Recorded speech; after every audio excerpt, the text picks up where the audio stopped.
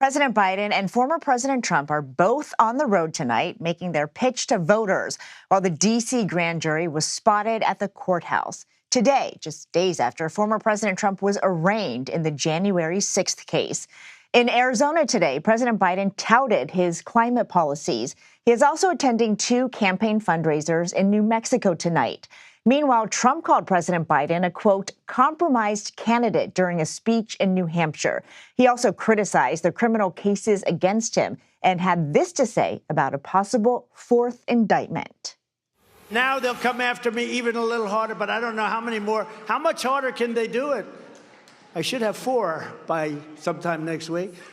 For more on this, Caitlin Huey-Burns and Finn Gómez join us now. Caitlin is a CBS News political correspondent. Finn is CBS News' political director. Great to be with you again. The last time we were here, Trump was indicted. As we just saw, he is now using this as a campaign pitch. Is that right? Yeah, I think that's a good way to look at this campaign. And we've seen that he has really faced no consequences from voters for this and no consequences really from his Republican rivals. They still are reluctant to criticize him on these indictments. Yes, you have a couple of candidates who have been critical of him. Chris Christie was on our air today, really kind of trying to push that forward. But when you look at the broader field, they really haven't really taken him on. I think that's a big question of whether that happens on the debate stage. And he also is, asking voters whether he should show up for that. I'm glad you brought up the debate stage because he also talked about whether he was going to participate or not. Let's take a listen. They're all saying, is he going to go into the debate? And I say, I don't know. If you're leading by 50 and 60 and 70 points, do you do that or not? I don't know. Should I? Okay, you ready? Poll. We take a free poll. Should I do the debate? Finn, you have some potential GOP candidates who are, begging to get on the debate stage and they can't make it. And here is Trump saying, I don't know, might not be for me. I might ignore it. I mean, what is the strategy here? Do you think that he could miss out on something, or do you think that he's just fine if he doesn't go?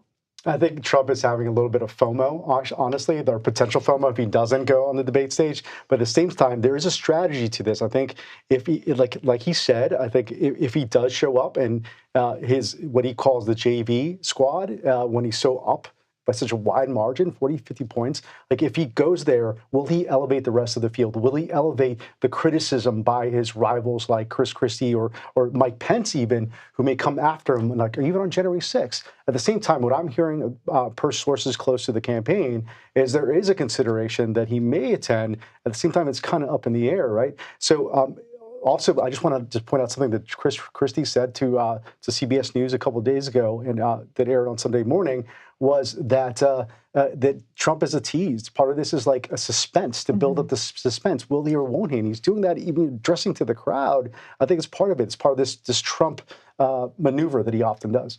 Well, if he does, he will face off against his former vice president, who we just learned today made the cutoff. And so he reached the threshold for having 40,000 donors. Is that right?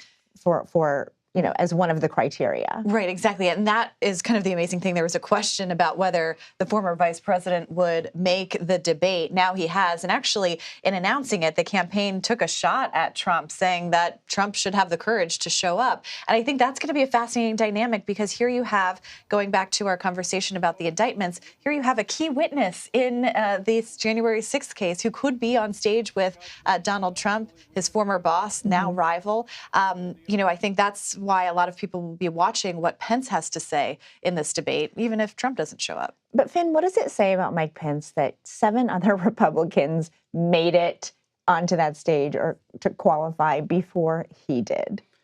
Some Pence advisors, they say that he had a shorter runway, right? He got he actually jumped in a little bit later. However, he does have an uphill climb here. I mean, if you look at his latest poll numbers, he's far behind Trump and even far behind DeSantis in most places. His really hope is really that equalizer, the potential for an equalizer on a debate stage with his former ticket mate. But, again, he's got a long way to go to get even close to the current frontrunner. And we are a long way from this, but whoever clinches the nomination is going to go head to head with, obviously, President Biden, who is out west right now. He's talking a lot about his climate policies, which a recent poll shows that most Americans don't approve of his handling. 57%, in fact, of those polled disapprove of Biden's handling of climate change.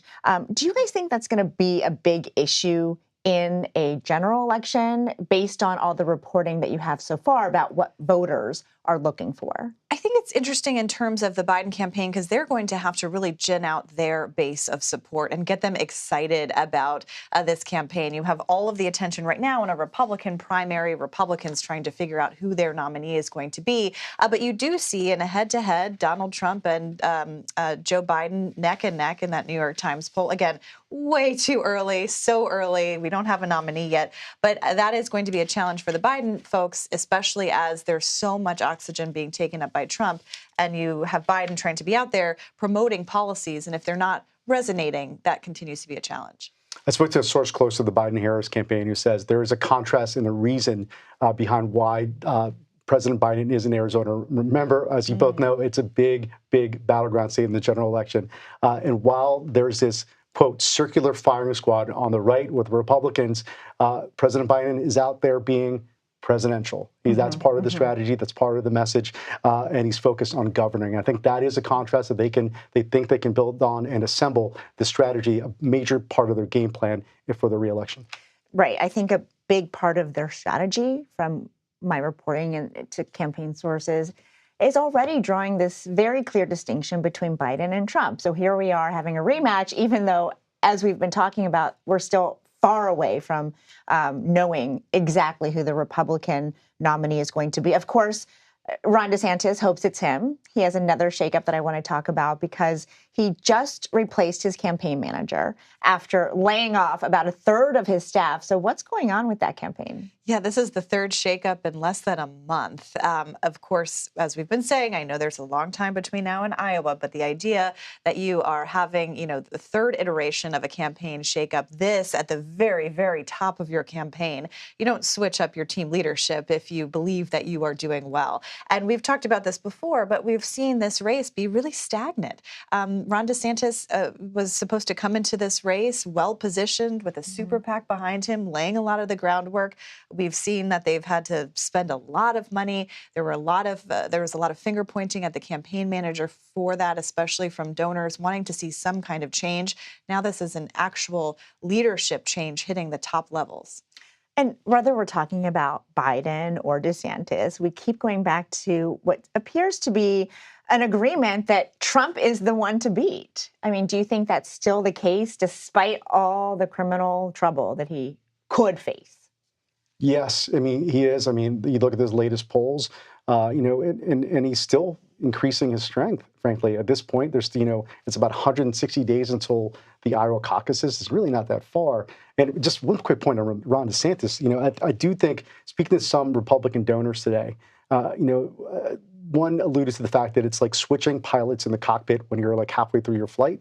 It's a big change. This is significant. And if they don't right this ship, if they don't write this narrative, it could be potentially just, there's no way of coming back up, especially when you're facing Donald Trump, especially when you're facing where he is right now, so high in the polls. It's hard. And it's an acknowledgement too, right? That this is not working, whatever they are doing. And as much as they were trying to kind of show that they were combating the media narrative, as they say, replacing your campaign manager is an acknowledgement that whatever you've been doing has not been working. And this sort of gives them a little time before the first debate, which is just 2 weeks away. So talk to me about what the various campaigns are banking on when it comes to this debate, what they hope to get out of it.